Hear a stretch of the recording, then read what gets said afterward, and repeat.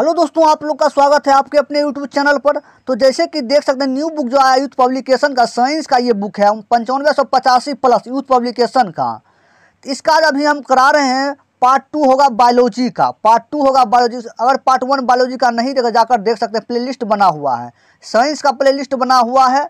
उसमें अभी हम फिजिक्स केमिस्ट्री करा चुके हैं, ये अभी बायोलॉजी कराएंगे। उसके बाद अगर आपका साथ साथ जीके का भी जाकर आप प्लेलिस्ट बना हुआ जीके यूथ पब्लिकेशन का जो 11,640 का आया है, उसका भी हम प्लेलिस्ट बना हुआ, उसका भी जाकर देख सकते हैं।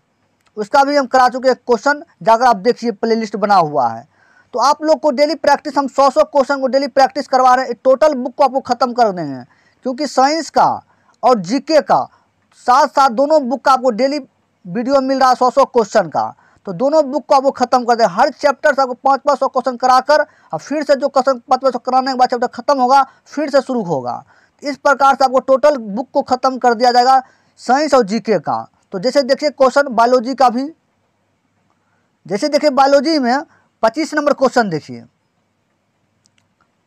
इससे पहले अगर पार्ट 1 नहीं देखे, क्योंकि 100 क्वेश्चन पार्ट 1 में करा चुके हैं, 100 क्वेश्चन उसे जाकर आप देख सकते हैं। जैसे देखिए क्वेश्चन में कहा गया 25 नंबर में, जंतु कोशिकाओं में वृक्क को यांत्रिक समर्थन प्रदान करने के लिए डैश एपिथेलियम इसकी आंतरिक परत निर्मित करता है। तो बताइए इसका आंसर क्या हो जाएगा। 25 का ए हो जाएगा।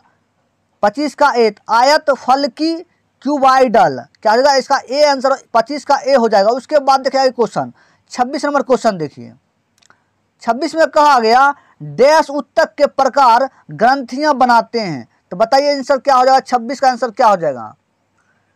26 का हो जाएगा बी हो जाएगा। 26 का बी, एपिथेलियम इसका आंसर हो जाएगा, ऑप्शन बी, 26 का बी। उसके बाद देखिए 27 नंबर क्वेश्चन। 27 में कहा गया हिस्टामिन श्रावक कोशिकाओं डैश में पाई जाती है। बताइए किस में पाई जाती है। 27 का आंसर बताइए क्या हो जाएगा। 27 का ए हो जाएगा संयोजी उत्तकों, क्या हो जाएगा संयोजी उत्तकों, ऑप्शन ए इसका आंसर 27 का। उसके बाद देखिए 28 नंबर क्वेश्चन। 28 में कहा गया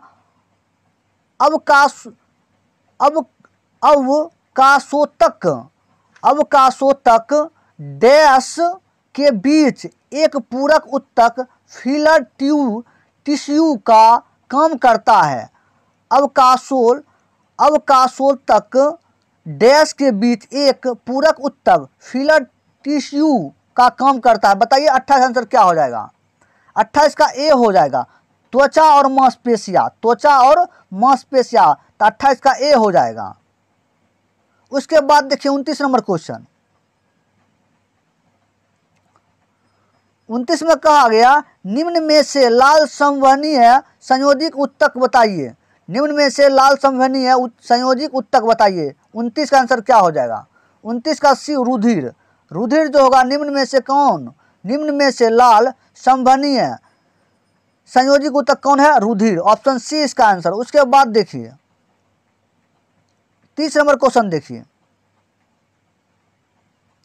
30 में कहा गया डैश उत्तक ग्रंथियां का निर्माण डैश करता है। बताइए डैश उत्तक ग्रंथियों का निर्माण करता है। बताइए कौन होगा।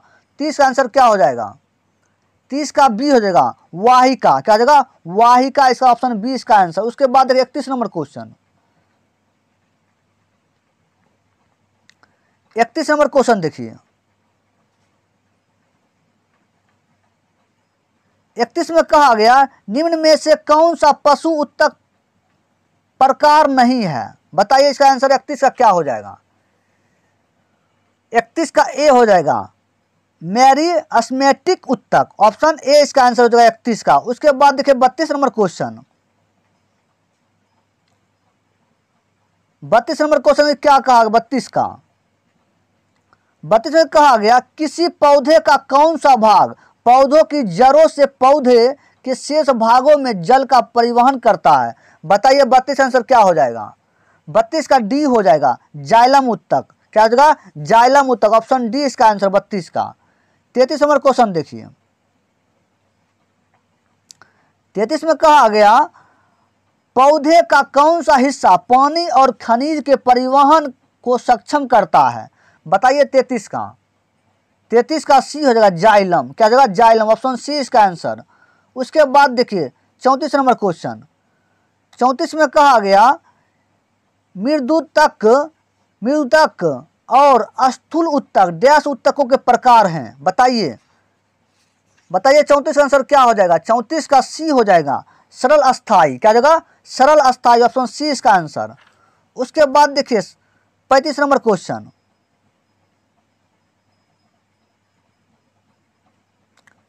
35 नंबर क्वेश्चन में कहा गया पादप उत्तकों के संबंध में इनमें से कौन सा कथन गलत है, बताइए 35 में 4 ऑप्शन में कौन गलत है।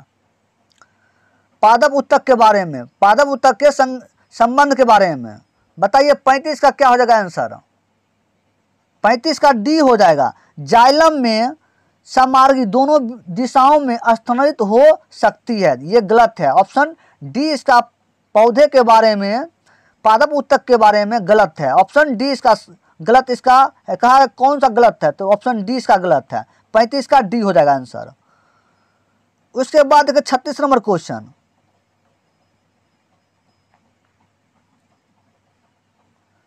36 में कहा गया 36 नंबर क्वेश्चन देखिए डैश उत्तक का संवहन पुल बनाते हैं, डैश उत्तक संवहन पुल बनाते हैं, बताइए आंसर क्या हो जाएगा 36 का सी हो जाएगा जाइलम और फ्लोएम, ऑप्शन सी इसका आंसर। उसके बाद देखिए 37 नंबर क्वेश्चन, 37 में कहा गया निम्न में से कौन सा उत्तक युग्म संवहनीय बंडल गठन करता है, बंडल का गठन करता है, बताइए 37 का क्या हो जाएगा, 37 का बी हो जाएगा जाइलम और फ्लोएम, जाइलम और फ्लोएम इसका आंसर हो जाएगा, 37 का बी हो जाएगा। उसके बाद देखिए 38 नंबर क्वेश्चन, 38 में कहा गया फ्लोएम डैश के अतिरिक्त निम्नलिखित में से अन्य सभी से मिलकर बना है, बताइए 38 आंसर क्या हो जाएगा, 38 का बी हो जाएगा फ्लोएम वाहिका इसका आंसर हो जाएगा। उसके बाद देखिए 39 नंबर क्वेश्चन, 39 में कहा गया कौन सा अस्थायी उत्तक एक पौधे को कठोर और मजबूत बनाता है, बताइए 39 का बी हो जाएगा अस्केलरे काइमा इसका आंसर, ऑप्शन बी हो जाएगा 39 का। उसके बाद देखिए ये क्वेश्चन 40 नंबर क्वेश्चन देखिए, 40 में कहा गया निम्नलिखित में से कौन सा पौधा की बाह्य त्वचा का कार्य नहीं है, बताइए इन सब बाह्य त्वचा का कार्य नहीं है, 4 ऑप्शन में से। एक ऑप्शन देखिए 2 ऑप्शन दिया गया ए बी, 2 छुपा हुआ बताएंगे आपको भी। ए में कहा गया पौधे का संरक्षक रखना, ऑप्शन ए में कहा गया, बी में कहा गया रोमों की सहायता से वायु की स्थिर रोधन परत तैयार करना। उसके बाद देखिए 40, उसके बाद कहा गया वाष्पोत्सर्जन को नियंत्रित करना, उसके बाद प्रकाश संश्लेषण करना, तो इसका आंसर क्या हो जाएगा, बताइए इसका आंसर क्या हो जाएगा 40 का डी हो जाएगा प्रकाश संश्लेषण करना, जैसे कि देखिए निम्नलिखित में से कौन सा पौधा का बाह्य त्वचा का कार्य नहीं है, तो बाह्य त्वचा का कार्य कौन नहीं है, प्रकाश संश्लेषण करना, ये बाह्य त्वचा का कार्य नहीं है, ऑप्शन डी इसका आंसर हो जाएगा। उसके बाद 41 नंबर क्वेश्चन,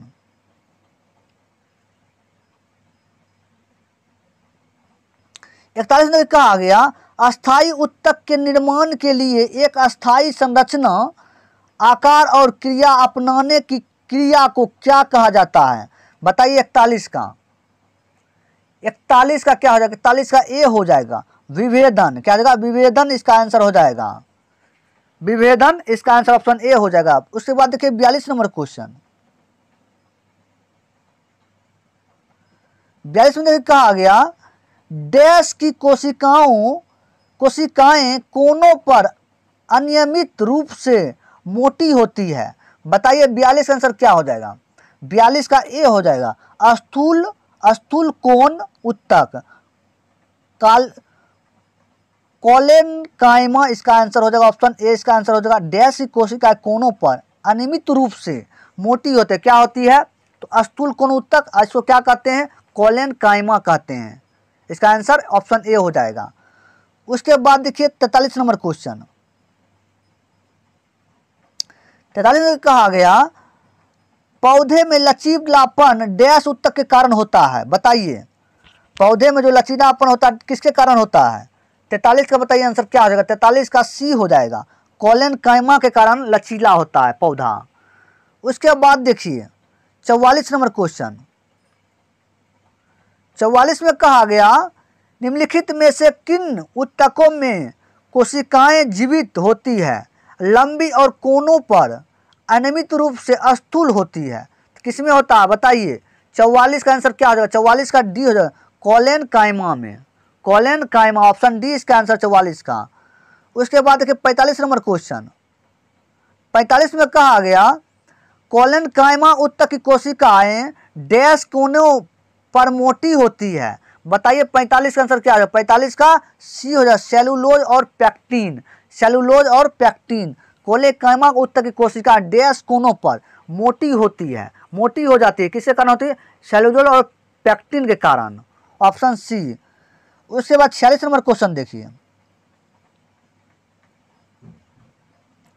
देखिए 46 नंबर कहा गया डैश उत्तक में कोशिकाएं जीवित, लंबी और कोनों पर अनियमित रूप से मोटी होती है, बताइए 46 आंसर क्या हो जाएगा। 46 का सी हो जाएगा, कोलेनकाइमा, क्या जाएगा, कोलेनकाइमा इसका आंसर हो जाएगा ऑप्शन सी। उसके बाद देखिए 47 नंबर क्वेश्चन। 47 नंबर क्वेश्चन देखिए। 47 में कहा गया शिव ट्यूब और सह कोशिकाएं मुख्य रूप से डैश के संचरण के लिए उत्तरदायी होती है, बताइए 47 आंसर क्या हो जाएगा। 47 का सी हो जाएगा, पौधे में भोजन, पौधे में भोजन। शिव ट्यूब और सह कोशिकाएं मुख्य रूप से डैश के संचरण के लिए उत्तरदायी, किसके लिए, पौधे में भोजन के लिए, ऑप्शन सी 47 का। 48 का देखिए। 48 में कहा गया डैश के जमाव के कारण दीर्घ उत्तक की कोशिका भित्तियां मोटी होती है, किसके जमाव कारण होती है मोटी, बताइए 48 का आंसर क्या हो जाएगा। 48 का ए हो जाएगा, लिग्निन के कारण, लिग्निन के कारण इसका ऑप्शन ए इसका आंसर हो जाएगा। उसके बाद देखिए 49 नंबर क्वेश्चन। 49 में कहा गया डैश के कारण स्केलकाइमा कोशिकाओं की दीवार पर मोटी होती है, डैश के कारण स्केलकाइमा की कोशिकाओं की दीवार मोटी होती है, बताइए किसके कारण होती है, बताइए 49 का। 49 के भी लिग्निन के कारण होता है मोटा। उसके बाद देखिए 50 नंबर क्वेश्चन। 50 में कहा गया निम्न में से कौन सा विलकप तने और जड़ों के शीर्ष पर पाया जाता है, बताइए इसका आंसर क्या हो जाएगा। 50 का, 50 का ए हो जाएगा, शीर्ष बीजोत्तक, शीर्ष बीजोत्तक, ऑप्शन ए इसका आंसर हो जाएगा। ये जो है तने और जड़ों के शीर्ष पर पाया जाता है, ऑप्शन ए इसका आंसर। उसके बाद देखिए 51 नंबर क्वेश्चन देखिए। 51 में कहा गया निम्न में से कौन सा सरल अस्थायी उत्तक नहीं है, सरल अस्थायी उत्तक कौन नहीं है, बताइए 4 ऑप्शन में से। 51 का बी जो होगा, जाइलम जो होगा, ये सरल अस्थायी उत्तक नहीं है, और जीवितक, कोलेनकाइमा, स्केलकाइमा, ये सब क्या है, सरल अस्थायी उत्तक है, कौन नहीं है, जाइलम। उसके बाद देखिए 52 नंबर क्वेश्चन। 52 नंबर क्वेश्चन देखिए। 52 में कहा गया डैश एक जटिल अस्थायी उत्तक है, तो बताइए कौन सा जटिल अस्थायी उत्तक है। 52 का ए हो जाएगा, फ्लोएम और जाइलम क्या है, ये एक जटिल अस्थायी उत्तक है, क्या है, जटिल, फ्लोएम, इसका आंसर ए हो जाएगा। जाइलम भी है और फ्लोएम भी है, तो इसका क्या आंसर, ऑप्शन ए हो जाएगा। उसके बाद देखिए 53 नंबर क्वेश्चन। 53 में कहा गया निम्नलिखित में से कौन सा एक सरल अस्थायी उत्तक नहीं है, सरल अस्थायी उत्तक नहीं है, बताइए कौन हो जाएगा इसका आंसर। 53 का 53 का सी हो जाएगा। जाइलम जो है क्या है, सरल अस्थायी ऊतक नहीं है, क्या है, यह है जटिल है, क्या है, जटिल। तो कहा गया कौन, एक सरल अस्थायी ऊतक नहीं है तो जाइलम नहीं है। और सब है कोलेनकाइमा, शीर्ष बीजोत्तक, केबियम, ये सब क्या है, सरल अस्थायी ऊतक है। ऑप्शन कौन होगा, सी जो होगा ये सरल अस्थायी ऊतक नहीं है। 54 नंबर क्वेश्चन देखिए, 54 में कहा गया डैश समान अस्थायी ऊतक नहीं है। डैश समान अस्थायी ऊतक कौन नहीं है, बताइए। 54 का डी, जाइलम। क्या होगा, जाइलम जो है समान अस्थायी ऊतक नहीं है, ऑप्शन डी इसका। उसके बाद देखिए 55 नंबर क्वेश्चन, 55 में कहा गया निम्नलिखित में से कौन सा एक सरल अस्थायी ऊतक नहीं है। निम्नलिखित में से कौन सा एक सरल अस्थायी ऊतक नहीं है, बताइए। 55 का आंसर क्या हो जाएगा, 55 का ए, जाइलम जो है सरल अस्थायी ऊतक नहीं है। उसके बाद देखिए 56 नंबर क्वेश्चन, 56 में कहा गया निम्नलिखित में से कौन सा ऊतक मुख्य रूप से मृत कोशिका से बना है। मृत कोशिका से बना है कौन सा ऊतक, बताइए। 56 का ए, जाइलम जो है मृत कोशिकाओं से बना हुआ है। उसके बाद देखिए क्वेश्चन 57 नंबर क्वेश्चन, 57 में कहा गया पौधों में उस ऊतक का नाम क्या है जो जड़ों से पौधों के अन्य हिस्सों में पानी और खनिज पहुंचाता है, बताइए। 57 का आंसर क्या हो जाएगा, बी हो जाएगा, जाइलम। क्या जाएगा, जाइलम, ऑप्शन बी इसका आंसर। जड़ों में पौधों के अन्य हिस्सों में पानी और खनिज पहुंचाता है कौन, जाइलम, ऑप्शन बी इसका आंसर हो जाएगा 57 का। उसके बाद देखा 58 नंबर क्वेश्चन, 58 कहा गया पौधों में कौन सा ऊतक पानी संवहन करता है, बताइए। 58 का बी, जाइलम। क्या जगह, जाइलम। उसके बाद देखिए 59 नंबर क्वेश्चन, 59 में कहा गया इनमें से कौन सी कोशिकाएं जड़ों से पौधों के अन्य भागों तक जल का परिचालन करता है, बताइए, करती है, बताइए। 59 का आंसर क्या हो जाएगा, 59 का डी, जाइलम। क्या जाएगा, जाइलम, ऑप्शन डी इसका आंसर। 60 नंबर क्वेश्चन देखिए, 60 में कहा गया निम्नलिखित में से कौन पौधों में जल के वहन से संबंधित है, बताइए। 60 का आंसर क्या हो जाएगा, 60 का बी हो जाएगा, जाइलम। तो कहा गया कौन पौधों को जल के संवहन में से संबंधित है कौन, तो जाइलम इसका आंसर, ऑप्शन बी हो जाएगा। उसके बाद देखिए 61 नंबर क्वेश्चन,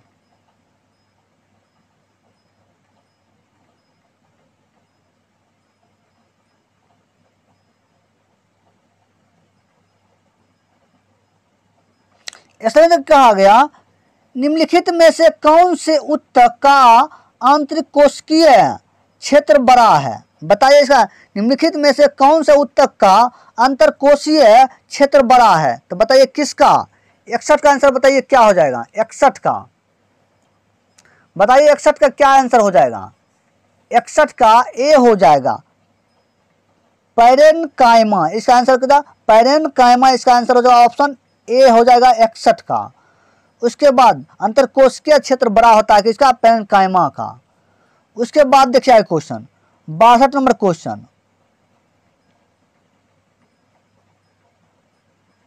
62 में कहा गया पौधे के तनों में छल्ले के रूप में पाए जाने वाली आकृति जो उनकी वृद्धि में सहायक होती है निम्न में से कौन से ऊतक में पाए जाते हैं, बताइए। 62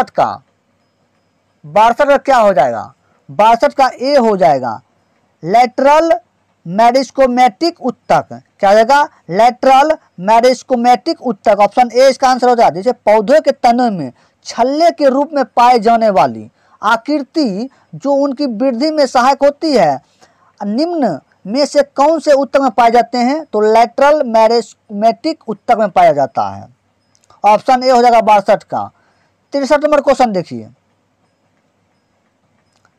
63 में कहा गया निम्नलिखित में से कौन सा ऊतक जड़ों से खाद्य पदार्थ का परिसंचरण करता है, तो बताइए 63 का क्या हो जाएगा? 63 का बी हो जाएगा जाइलम। क्या जगह? Xylem, option B. 64 number question देखिए, 64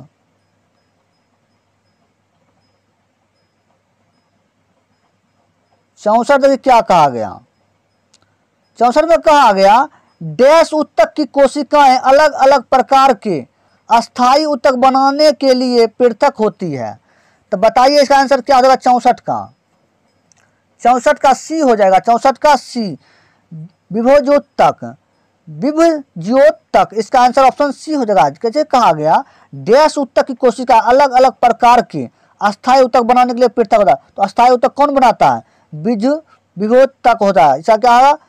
विभोज्य उत्तक। इसका ऑप्शन सी इसका आंसर हो जाएगा। उसके बाद देखिए क्वेश्चन 65 नंबर क्वेश्चन 65 देखिए 65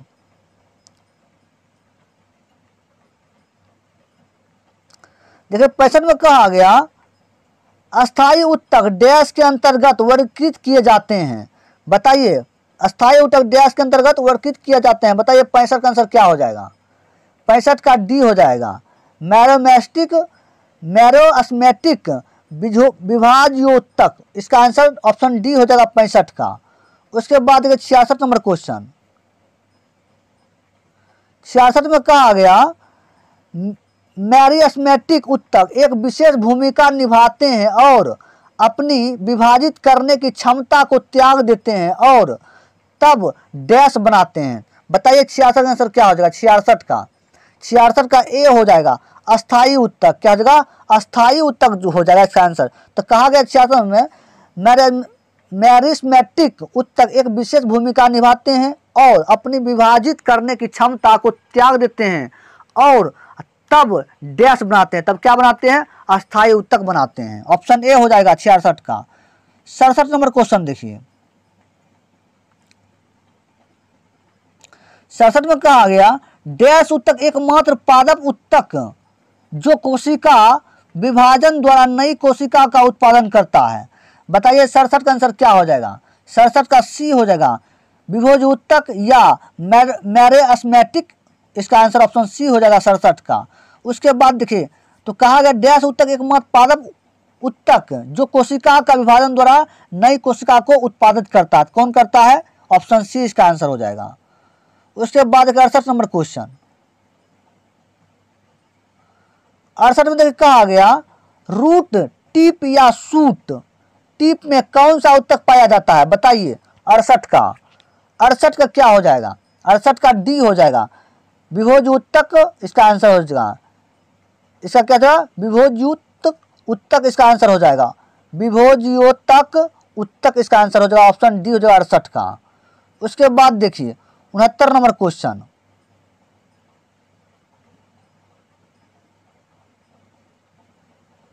69 नंबर क्वेश्चन देखिए क्या कहा गया अंतर्वेशी विभाज्योतक पाए जाते हैं।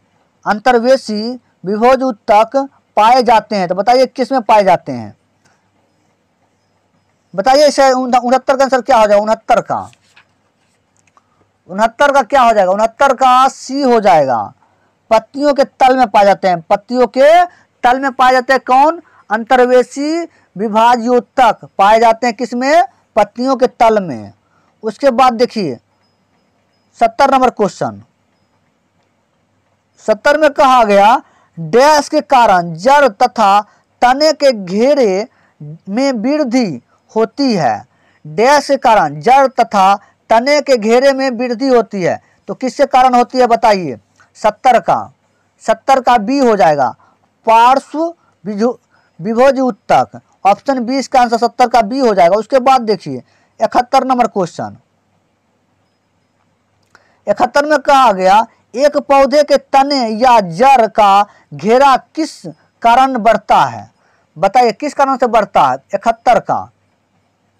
71 का ए हो जाएगा लेटरल मेरिस्टेम के कारण। लेटरल मेरिस्टेम के कारण ऑप्शन ए हो जाएगा 71 का। 72 नंबर क्वेश्चन देखिए 72 में कहा गया तने या जड़ का घेरा डैश के कारण बढ़ता है। तने या जड़ का घेरा डैश के कारण बढ़ता है। बताइए 72 का आंसर क्या है? 72 का बी हो जाएगा, पार्श्व लेटरल विभोज उत्तक, इसका आंसर ऑप्शन बी हो जाएगा 72 का। 73 नंबर क्वेश्चन देखिए, 73 में कहा गया अग्रस्थ शीर्षस्थ मेरिस्टेम डैश शीर्ष के विकसित होती शिखा पर पाया जाता है। अग्रस्थ शीर्षस्थ मेरिस्टेम डैश के शीर्ष विकसित होती है शिखा पर पाया जाता है। बताइए 73 का आंसर क्या हो जाएगा? 73 का ए हो जाएगा, तना और जड़े में। कहाँ पाया जाता है? तना और जड़े में। ऑप्शन ए हो जाएगा 73 का। उसके बाद 74 नंबर क्वेश्चन देखिए, 74 में कहा गया पौधे में प्राथमिक वृद्धि इससे होती है। किससे होती है? बताइए। पौधे में प्राथमिक वृद्धि किससे होती है? बताइए 74 का। 74 का बी हो जाएगा, सी और डी। सी और डी हो जाएगा इसका आंसर, सी और डी। अंतर्वेशी विभाज उत्तक और शीर्ष विभाज उत्तक, शीर्ष विभाज उत्तक या अंतर्वेशी विभाज उत्तक। ऑप्शन सी और डी इसका आंसर हो जाएगा, ऑप्शन बी इसका आंसर हो गया 74 का। 75 नंबर क्वेश्चन देखिए, 75 में कहा गया एरियोलर उत्तक अंगों के डैश स्थान पर भरता है और डैश अंगों को सहारा देता है और उत्तकों की मरम्मत करता है। तो बताइए क्या हो जाएगा 75 का? 75 का क्या हो जाएगा? 75 का ए हो जाएगा, अंदर की और आंतरिक, अंदर के और आंतरिक। इसका ऑप्शन ए इसका आंसर होगा 75 का। 76 नंबर क्वेश्चन देखिए, 76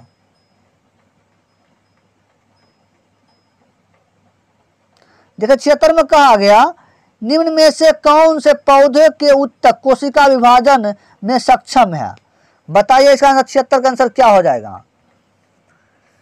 76 का सी हो जाएगा, विभाज्य उत्तक। इसका आंसर सी हो जाएगा, 76 का सी हो जाएगा। उसके बाद 77 नंबर क्वेश्चन देखिए, 77 में कहा गया निम्नलिखित में से किन अस्थायी उत्तक में कोशिकाएं मृत होती है? बताइए किस में मृत होती है?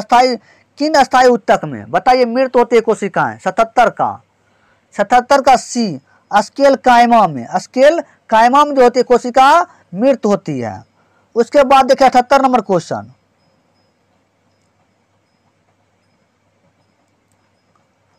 78 देखिए कहा गया डैश उत्तक मृत कोशिका के संयोजन से बना होता है। बताइए 78 का आंसर क्या हो जाएगा? 78 का सी, स्केल कायमा।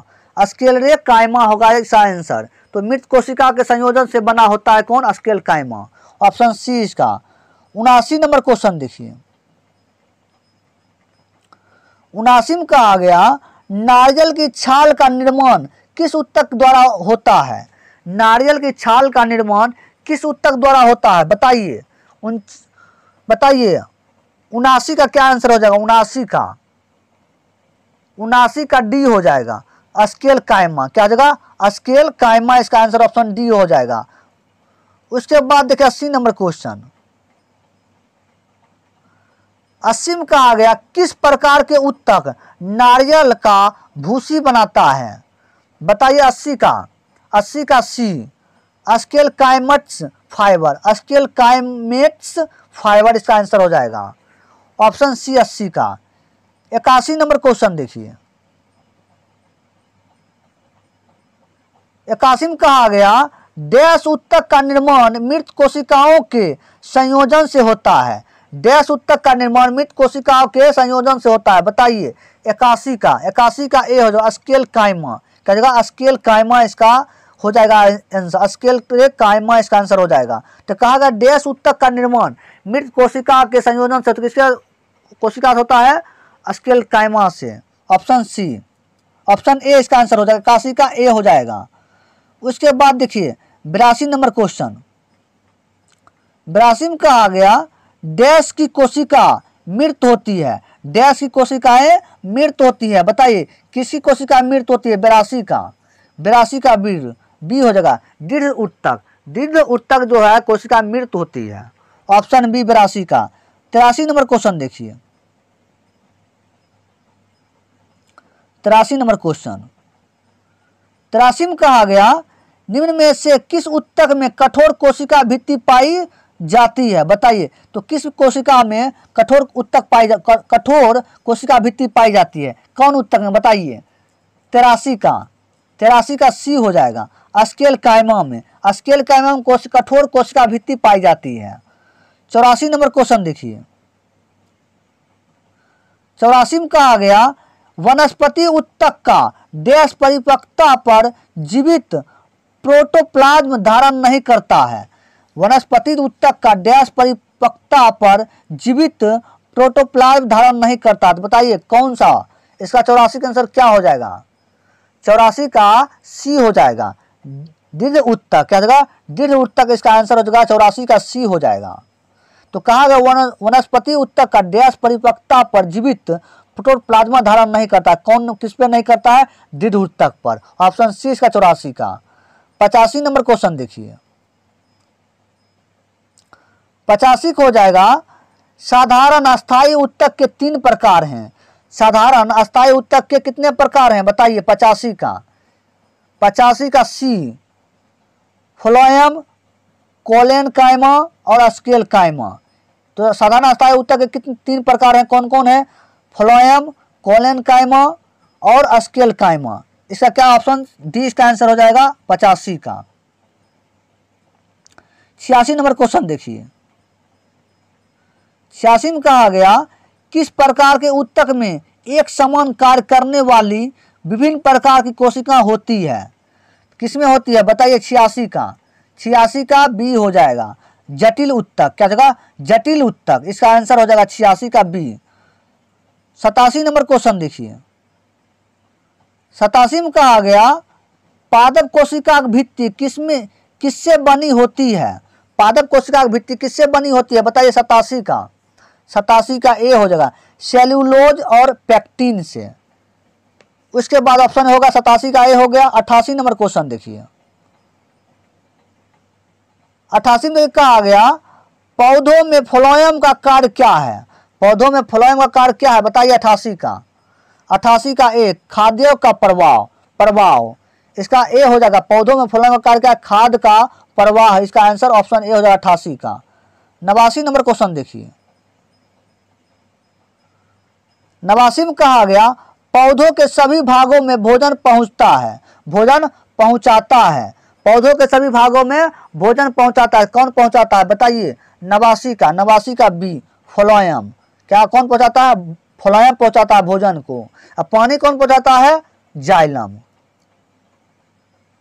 उसके बाद देखिए 90 नंबर क्वेश्चन।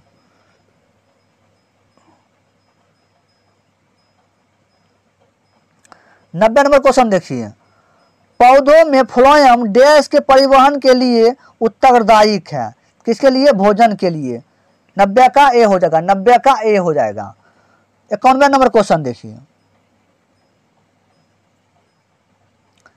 91 में कहा गया डैश में पतली कोशिका भित्ति के साथ अपेक्षाकृत अवशिष्ट कोशिकाएं होती है। बताइए। 91 का बी पेरेनकाइमा डैश पतली कोशिका भित्ति के साथ अपेक्षाकृत अवशिष्ट कोशिकाएं होती है। क्या होती है? पेरेनकाइमा में पतली कोशिका भित्ति के साथ अपेक्षाकृत अवशिष्ट कोशिकाएं होती है। तो इसमें आंसर क्या हो जाएगा? ऑप्शन बी हो जाएगा। पेरेनकाइमा इसका आंसर हो जाएगा 91 का। उसके बाद देखिए 92 नंबर क्वेश्चन। 92 में कहा गया डैश में कोशिकाओं को ढीला पैक किया जाता है ताकि बड़े अंतक्रियात्मक रिक्त स्थान मिल सके।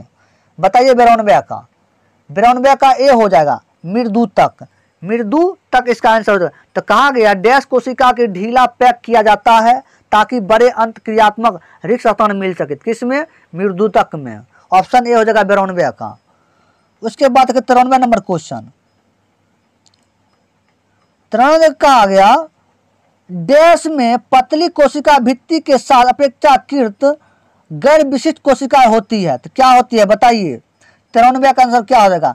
93 का ए हो जाएगा। पेरेनकाइमा। क्या होगा? पेरेनकाइमा। ऑप्शन ए इसका 93 का। 94 नंबर क्वेश्चन देखिए।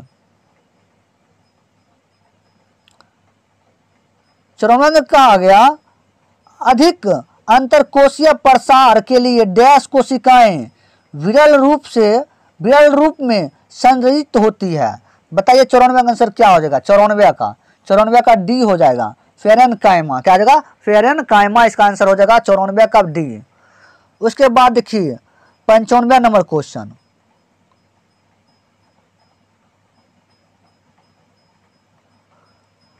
95 नंबर क्वेश्चन देखिए क्या कहा गया। डैश उत्तक की कोशिकाएं बहुत सक्रिय होती है। इनमें घने कोशिका द्रव, साइटोप्लाज्म, पतली कोशिका रस, भित्तियां, मुख, नाभिक और कम रिक्तियां होती है। बताइए 95 का आंसर क्या हो जाएगा? 95 क्या हो जाएगा? 95 का ए हो जाएगा, विभाज्योतक मेरिस्मेटिक। ऑप्शन ए हो जाएगा 95 का ए। उसके बाद देखिए 96 नंबर क्वेश्चन। 96 नंबर क्वेश्चन देखिए। 96 में कहा गया निम्न में से कौन सा उत्तक कोशिका विभाजन में सक्षम है? कोशिका विभाजन में सक्षम है कौन? बताइए 96 का बी हो जाएगा, विभोज उत्तक इसका हो जाएगा आंसर।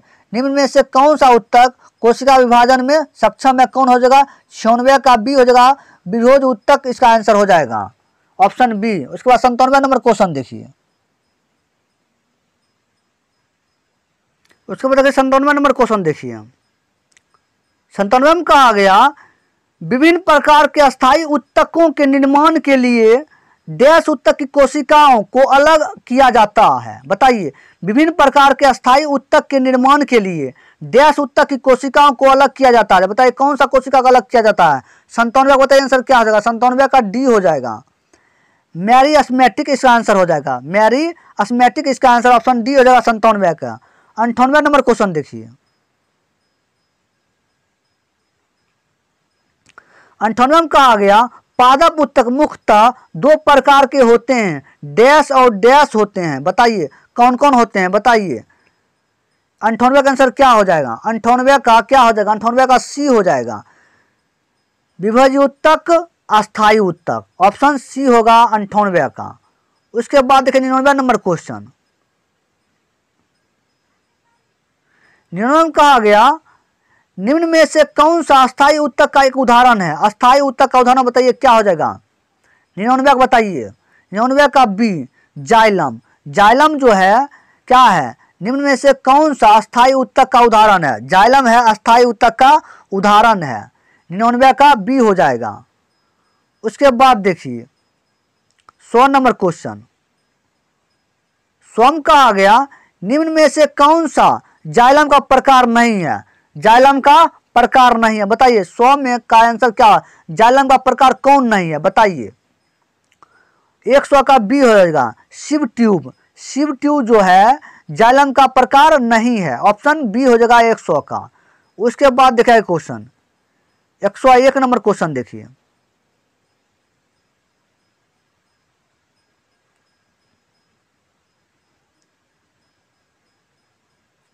101 देखिए कौन सा उत्तक पौधों के प्रकाश संश्लेषण हिस्से से समार्गी के परिवहन में मदद करता है? कौन सा उत्तक पौधे के प्रकाश संश्लेषण हिस्से से समार्गी परिवहन में मदद करता है? तो बताइए 101 का आंसर क्या हो जाएगा? 101 का ए हो जाएगा, फ्लोएम। क्या हो जाएगा? फ्लोएम इसका आंसर हो जाएगा। तो कहा गया कौन सा उत्तक पौधे के प्रकाश संश्लेषण हिस्से से समार्गी के परिवहन में मदद करता है? कौन करता है? अब फ्लोएम करता है, ऑप्शन ए हो जाएगा 101 का। 102 नंबर क्वेश्चन देखिए। 102 में कहा गया दृढ़ उत्तक डैश से बना है। दृढ़ उत्तक किससे बना है? बताइए 102 का आंसर क्या हो जाएगा?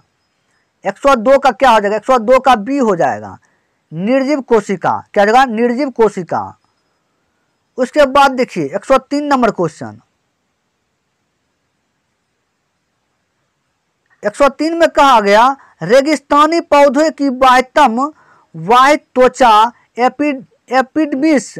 एपिडर्मिस में डैश की एक मोटी मोमी परत होती है।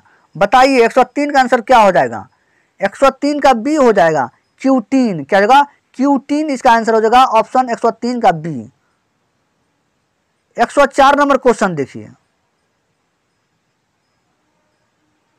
104 में कहा गया वृक्षों में सममार्गी के परिवहन में सहायक ऊतकों को क्या कहा जाता है?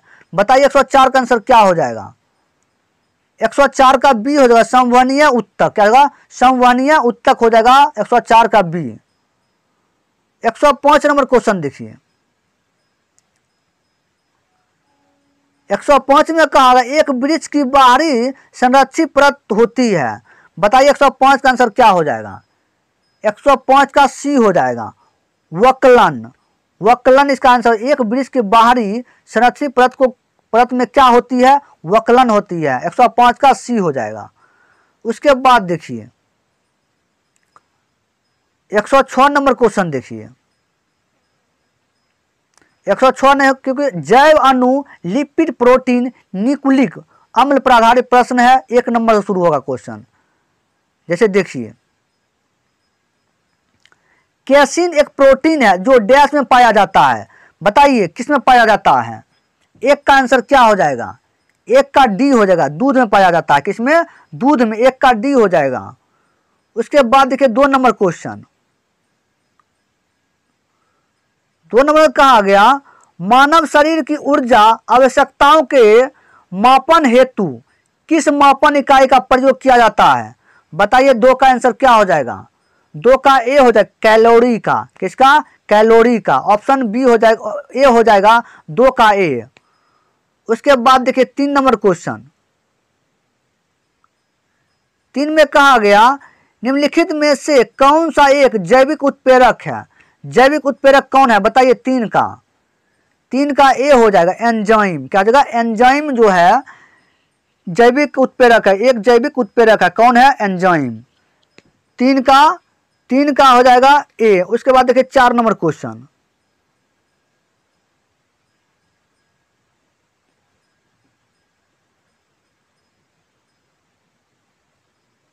4 नंबर क्वेश्चन 4 में कहा गया फलों में मीठेपन के लिए कौन सा शर्करा उत्तरदायी है? बताइए 4 का आंसर क्या हो जाएगा? 4 का ए हो जाएगा फ्रक्टोज। फलों में मीठेपन के लिए कौन सा शर्करा उत्तरदायी है? फ्रक्टोज। ऑप्शन ए हो जाएगा 4 का। 5 नंबर क्वेश्चन देखिए। 5 में कहा गया निम्नलिखित में से कौन सा तत्व एक बहुमुखी तत्व है जो सजीवों और हमारे द्वारा उपयोग की जाने वाली कई चीजों का आधार बनाता है? बताइए 5 आंसर क्या हो जाएगा? 5 का ए हो जाएगा कार्बन। क्या जगह? कार्बन। इसका आंसर 5 का हो जाएगा ए हो जाएगा। 5 का ए हो जाएगा। कहा गया निम्नलिखित में से कौन सा तत्व एक बहुमुखी तत्व है जो सजीवों और हमारे द्वारा उपयोग की जाने वाली कई चीजों का आधार बनाता है? कौन बनाता है? कार्बन। क्या जगह? कार्बन इसका आंसर हो जाएगा। उसके बाद देखिए क्वेश्चन आगे। देखिए क्वेश्चन 6 नंबर क्वेश्चन देखिए।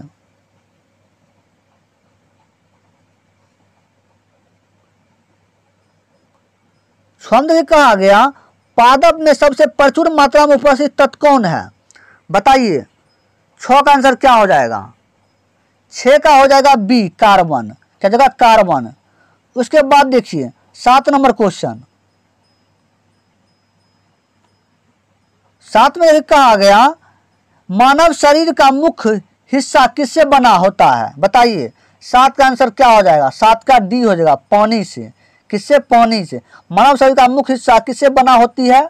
बताइए 7 का डी पानी से। उसके बाद देखिए 8 नंबर क्वेश्चन। 8 में कहा गया निम्न में से क्या मैक्रो पोषण तत्व नहीं है? निम्न में से क्या मैक्रो पोषण तत्व नहीं है? बताइए कौन हो जाएगा? इसका आंसर 8 का क्या हो जाएगा? 8 का ए हो जाएगा। विटामिन जो है क्या है? मैक्रो पोषण तत्व नहीं है। उसके बाद देखिए 9 नंबर क्वेश्चन।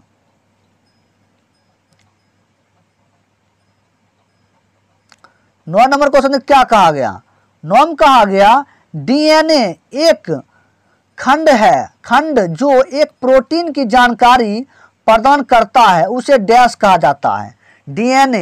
डीएनए का एक खंड जो एक प्रोटीन की जानकारी प्रदान करता है उसे डैश कहा जाता है, उसे क्या कहा जाता है? बताइए 9 का आंसर क्या हो जाएगा?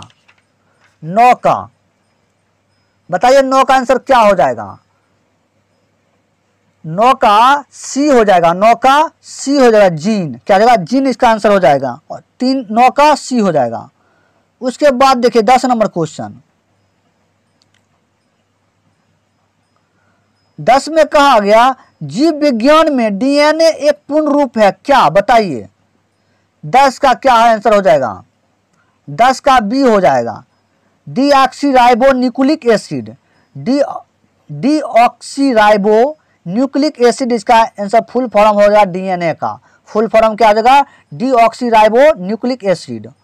ऑप्शन बी होगा 10 का। 11 नंबर क्वेश्चन देखिए।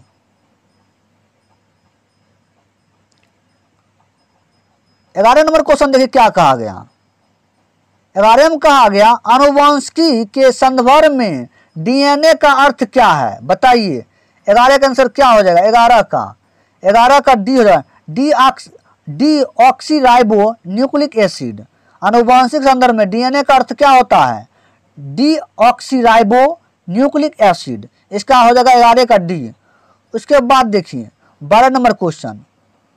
12 में देखिए कहा गया बालों का रंग डैश के कारण होता है। बालों का रंग किसके कारण होता है? बताइए 12 का आंसर क्या होगा? 12 का बी, मेलानिन के कारण। मेलानिन के कारण होता है बालों का रंग।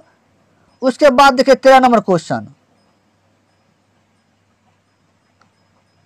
13 नंबर क्वेश्चन देखिए क्या कहा 13 में। 13 में कहा गया प्रोटीन संश्लेषण में क्षार इवेंट से एक डैश का निर्माण होता है। बताइए किसका निर्माण होता है? 13 का बताइए आंसर क्या? 13 का क्या हो जाएगा? 13 का सी हो जाएगा, स्मॉल एम आरएनए प्रति।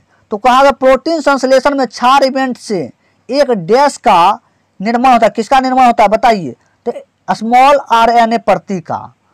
उसके बाद देखिए 14 नंबर क्वेश्चन।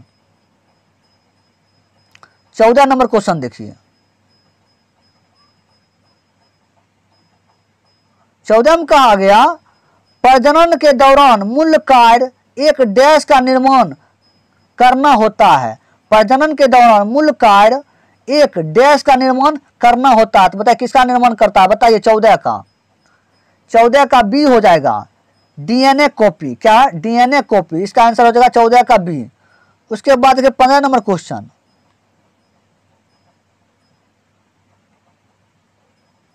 15 नंबर क्वेश्चन देखिए।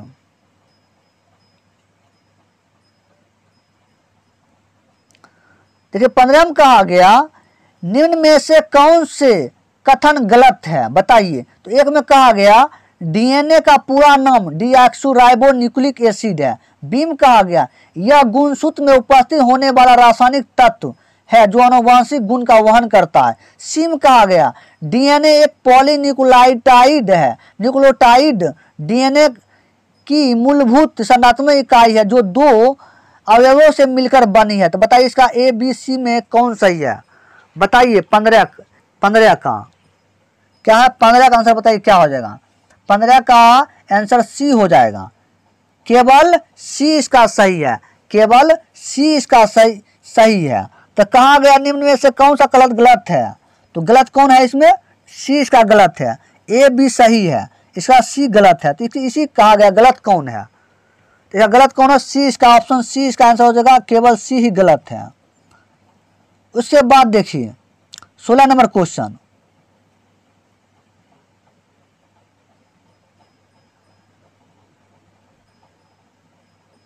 देखिए 16 में कहा गया एंजाइम मूलतः डैश होते हैं। एंजाइम मूलतः क्या होते हैं? बताइए 16 का आंसर क्या हो जाएगा? 16 का ए हो जाएगा, प्रोटीन। एंजाइम मूलतः क्या होते हैं? प्रोटीन होते हैं। उसके बाद देखिए 17 नंबर क्वेश्चन।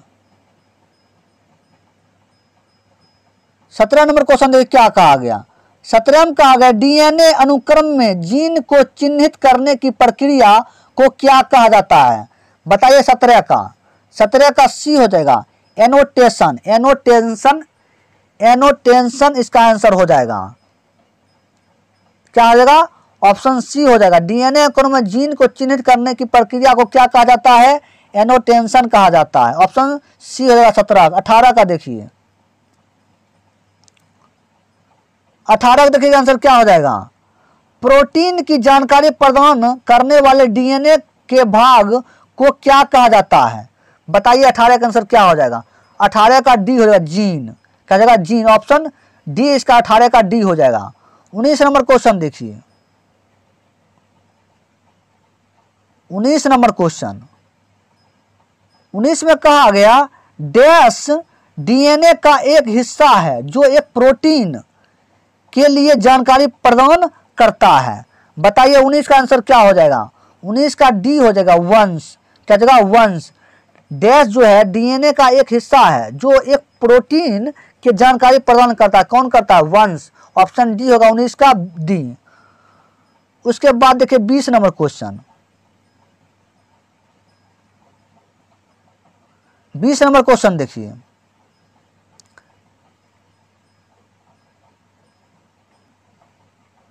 देखिए 20 में कहा गया आरएनए का पूर्ण रूप क्या है। आरएनए का पूर्ण रूप क्या है, बताइए। 20 का आंसर क्या हो जाएगा, 20 का सी हो जाएगा, रिबोन्यूक्लिक एसिड। आरएनए का पूर्ण रूप क्या है, ऑप्शन सी, रिबोन्यूक्लिक एसिड। उसके बाद देखिए आगे क्वेश्चन 21 नंबर क्वेश्चन देखिए,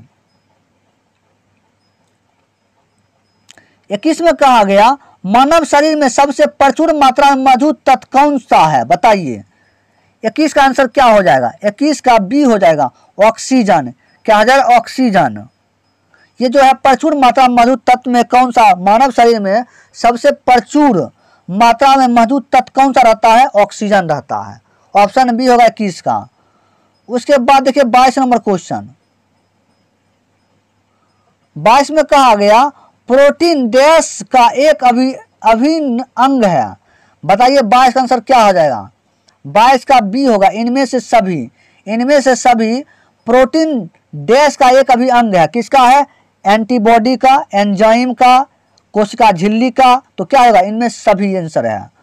उसके बाद देखिए 23 नंबर क्वेश्चन, 23 में कहा गया निम्नलिखित में से कौन सा दूध का प्रोटीन है।